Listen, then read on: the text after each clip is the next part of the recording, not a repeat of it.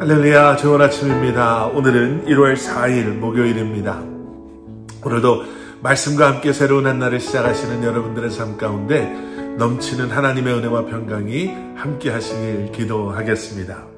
자, 오늘 우리에게 주시는 하나님의 말씀은 마가복음 2장 1절부터 12절까지의 말씀입니다. 마가복음 2장 1절부터 12절까지의 말씀. 예수님께서 수많은 사람들을 가르치시던 그 집으로 사람들이 중풍병자 한 사람을 데리고 왔습니다.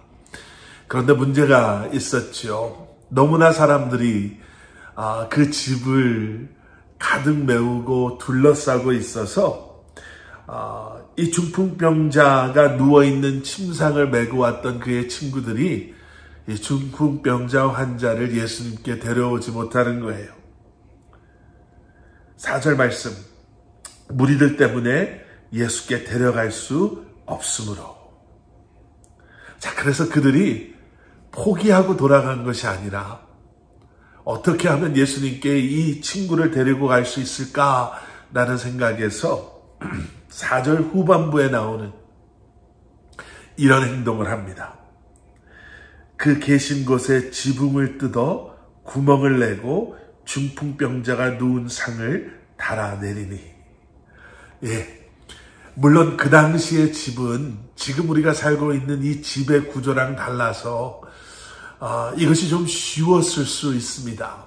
그리고 지금처럼 어떠한 건축 자재들보다는 그저 진흙과 지푸라기를 섞어 만든 것으로 만든 그러한 집이었고 지붕이어서 친구들이 그 지붕을 뜯어내고 구멍을 만드는데 그렇게 힘들지는 않았을 거예요.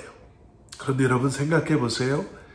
이 모든 것의 결과가 예수님께서 이 중풍병에 걸린 우리 친구를 분명히 고쳐주실 것이다라는 확신의 믿음이 없었다면 아무리 그렇다 하더라도 경제적으로나 상식적으로나 아니면 그 집의 주인에 대한 예의 또 시간, 돈, 이런 걸 따져봤을 때 그렇게 할 수 없었겠죠.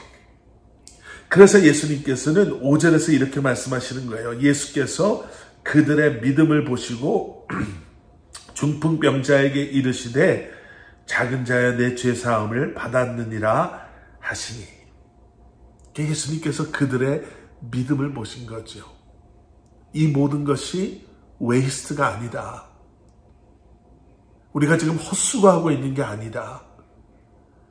남의 집 지붕을 뚫는 게 미안하지만 그건 우리가 사과하고 나중에 다시 만들어주면 되고 시간적으로나 돈이나 이게 손해가 될 수가 있고 사람들이 우리한테 정신 나갔다라고 얘기할 수 있겠지만 이것이 결코 손해나는 것이 아니다.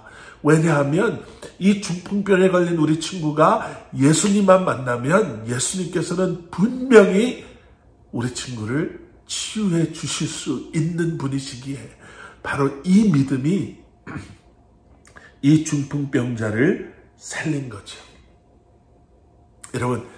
여러분들에게 이러한 믿음이 있으시기를 주님의 이름으로 간절히 축원합니다.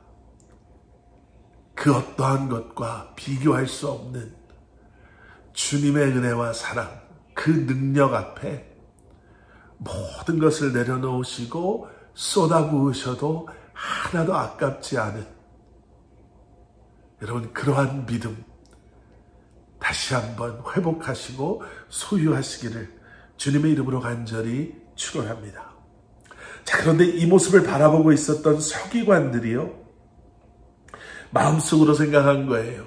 예수님께서 이 사람을 치유해 주신 것뿐만 아니라 5절 뒷부분에 보시면 내 죄 사함을 받았다라고 죄를 용서해 주셨거든요. 그래서 이 서기관들은 마음속으로 이건 신성모독이다.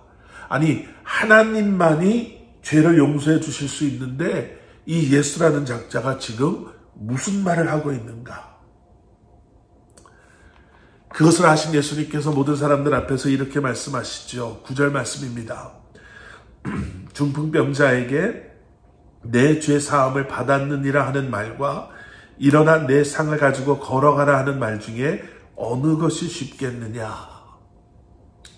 여러분 당시 유대인들은요 대부분 이런 생각을 가지고 있었습니다. 사람의 질병은 그 사람의 죄로 말미암은 죄의 결과이다. 그러니까 예수님께서 그곳에 있던 모든 사람들이 이 중풍병자를 그들이 죄인이다라고, 또 그가 이렇게 아프게 된 것은 그의 죄 때문이라고 생각하고 있다는 것을 아시고서 이렇게 말씀하신 거예요. 내가 죄사함을 받았다.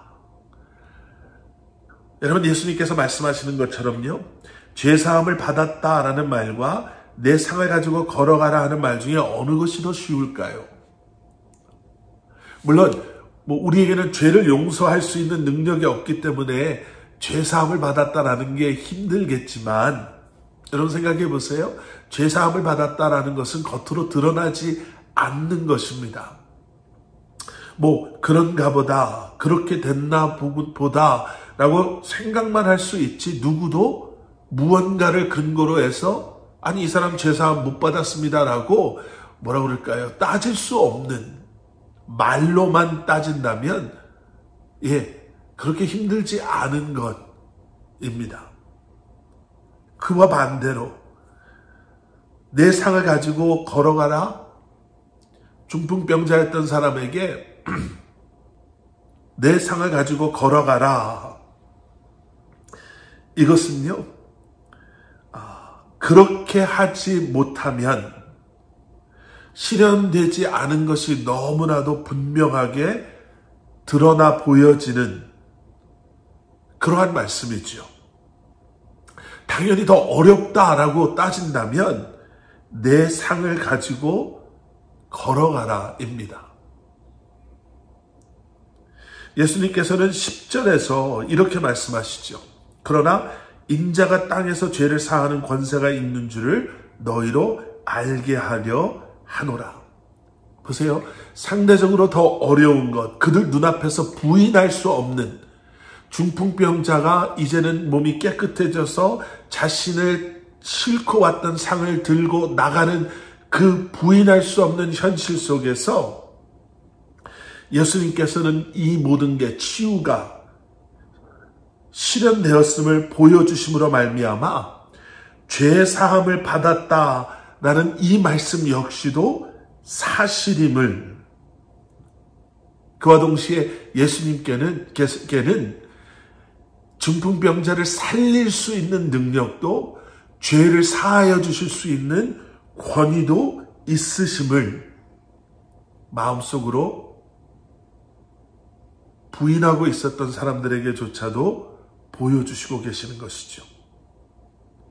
마음속에 여러 가지 생각을 하고 있던 사람들 앞에서 자신이 누워 있었던 상을 들고 나아가는 중풍병자, 중풍병이 있었던 그 사람은 예수님이 누구신지를 누구보다도 확실하게 보여주었습니다.